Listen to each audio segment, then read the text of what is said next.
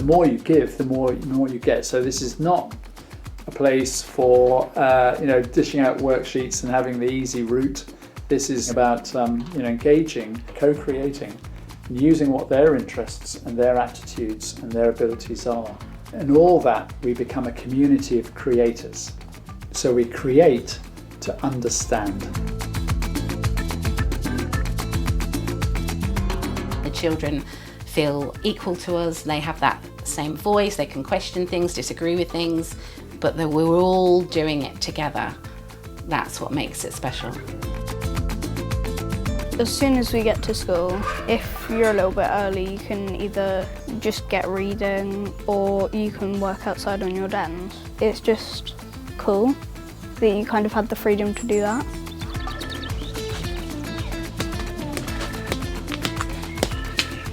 This is our den.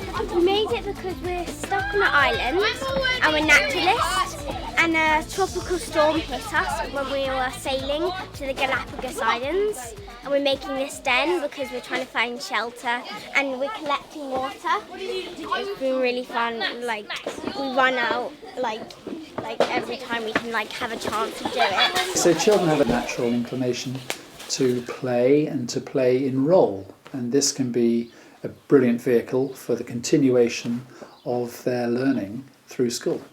Their work is play. Basically, the whole idea behind meeting is that if somebody has an idea or they kind of want to change something, they can bring it up in meeting and then it's discussed. Well, I've seen quite a lot of rubbish, but I think most of it is just pots from hot dinner and stuff. When they do the field sweep, they could pick up some litter as well. I get what you're saying, but field sweep really shouldn't be needing to do that. Once a week we have the community meeting where the whole school comes together. All the staff, all the children. And that's really important. It's important that it's definitely not a school council, It's not a couple of children representing a class and coming forward, giving their views and feeding back. Everybody is there and everyone's got a voice. So you'll see children from reception to year 6 sharing ideas, disagreeing, whatever it might be. So it's a real kind of vital part of our community and how we make decisions all together. So that's just everyone has the same voice. We're like a community of equals.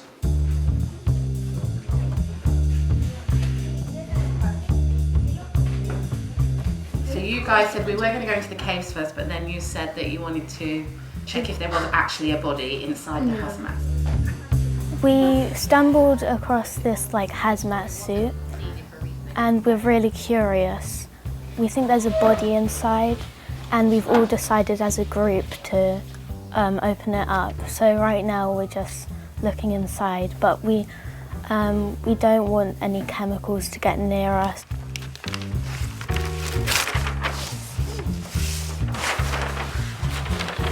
It was really shocking. We assumed there was a body in there, but to see that, it was just odd. I've never seen a skeleton before. By saying that we're co-creating it together, people might get the misunderstanding that we don't plan it. We just come to school and we talk with the children about what are we going to do now. It's the total opposite to that. The teachers spend a lot of time, especially at the beginning of a term, really planning out how this might go. We'll go out, have a break, we'll come back after.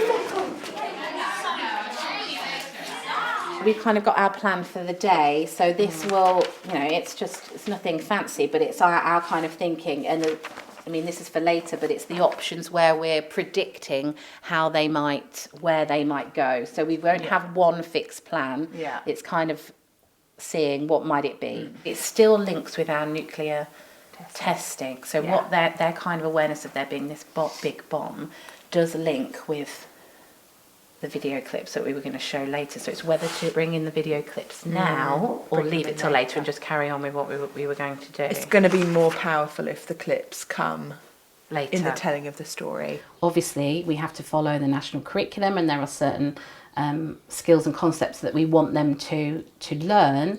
So we almost we pinpoint certain points of learning that we really want to happen. It may be that we wanted them to learn about the testing in the South Pacific, and we had a plan for it to get there one way, but actually by the children giving us this dead body, we were able to weave in their ideas And obviously it's more engaging for the children because it's their route, it's not our route. The children are impelled to learn, they want to do it. It's exciting, it's interesting, it's like a mystery. So we're discovering clues, the teachers are dropping in clues, or perhaps the children are asking the questions. So there's lots of questioning, it's a bit like a detective's story in a way. It's the method used by artists, isn't it, when we're trying to overcome a problem in sculpture or in design. But it's also scientific theory, so we go with the theory until it's disproven. And so the children enjoy being in the mystery, like Sherlock Holmes would enjoy being in a mystery. And then things become clearer and clearer as the days and the weeks go by.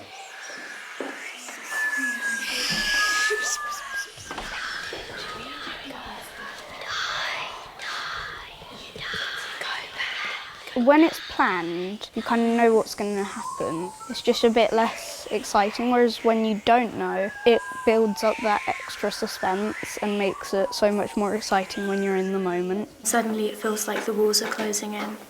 I can hear some rumbling in the background. It's pitch black, I can't see anything. My hands get sweaty as I let go of the rope. I feel claustrophobic. I want to go back.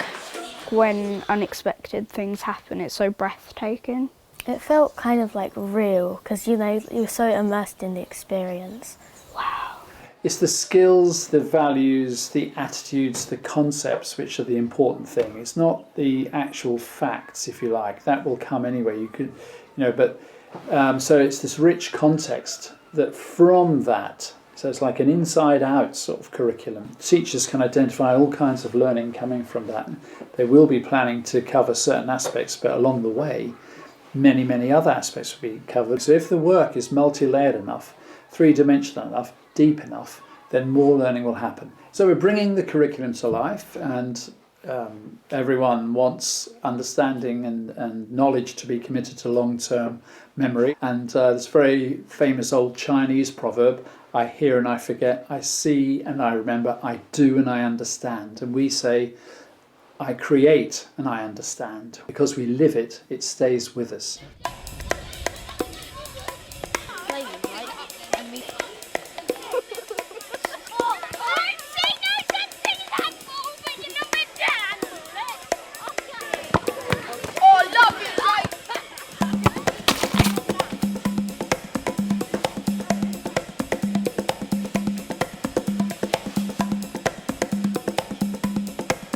So you have a choice now that you can either take on the role of the scientists like you were who were in the tunnels and writing that story from the first person, or you might choose to go from the point of view of the walls. And what happened when we were doing that was that it went from just their observations, didn't it, to their warnings and their message to the people that were entering these tunnels.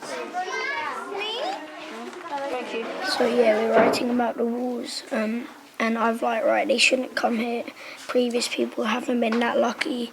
So yeah, that's what it's all writing about. So it may be that you just want to get a few extra sentences down.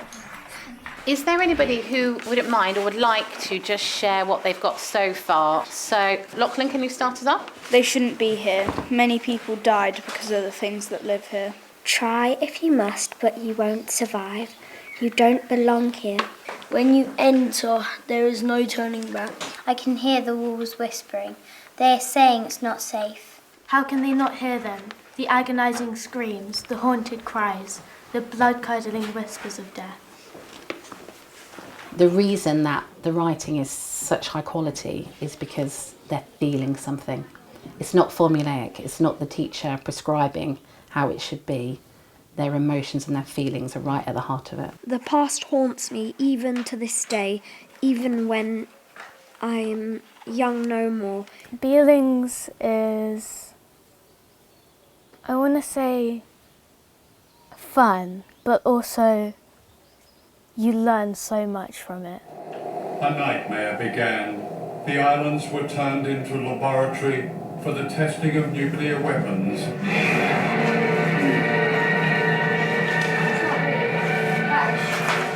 It's interesting that they linked it in the film, isn't it? That the film linked the equivalent of a Hiroshima bomb. Yeah. So I think it's definitely worth kind of pursuing.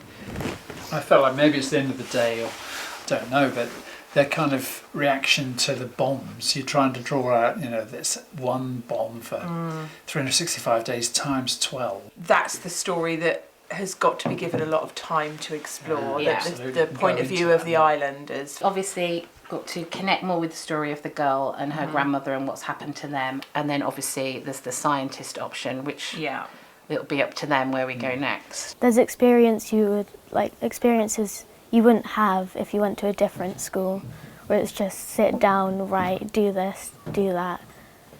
You learn a lot more, I think. I think what happens is that it's so children get to school and it's like, right, now we're going to kind of grow you into these little mini adults. When actually really we should be preserving this kind of magical time that they have where anything is possible and everything is interesting and everything is amazing. And why would we want to kind of squash that? We want to inspire that. We want to increase that, that's right, and prolong that. Working here as a teacher, you're on top of your game. You're working with a great team of people who are all sharing their skills and knowledge with you, and you're working flat out, but you don't really recognise it as work a lot of the time because you're so involved and so engaged with it. But the more you give, the more you get.